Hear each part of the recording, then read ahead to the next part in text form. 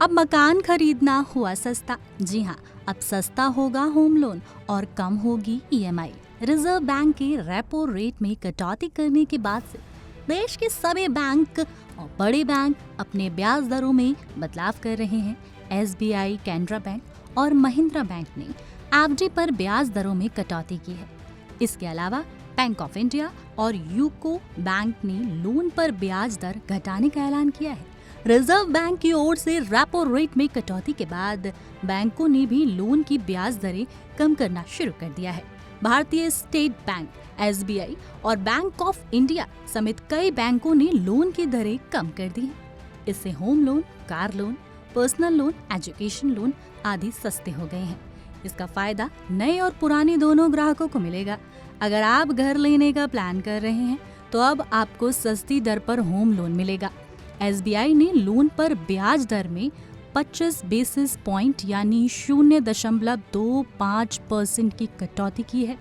इससे पुराने और नए दोनों तरह के लोन लेने वालों को राहत मिलेगी। इस कटौती के बाद एसबीआई का RLLR 8.25% रह गया है।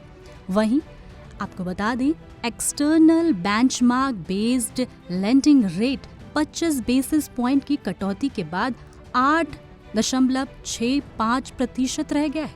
इस कटौती के बाद एसबीआई के मौजूदा और नए उधार लेने वाले ग्राहकों दोनों के लिए कर्ज लेना सस्ता हो गया है।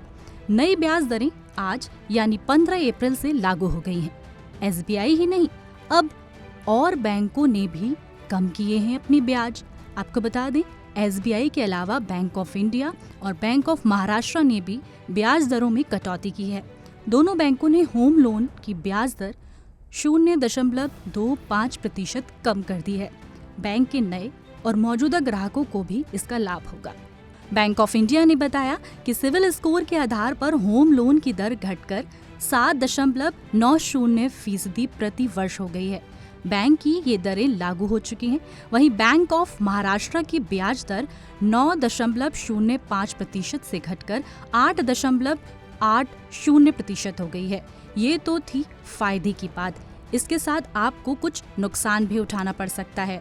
लोन की ब्याज दरों में कटौती के साथ बैंकों ने सेविंग अकाउंट में जमा रकम की ब्याज दर में भी कटौती की है। इसमें एसबीआई, एचडीएफसी आदि शामिल हैं।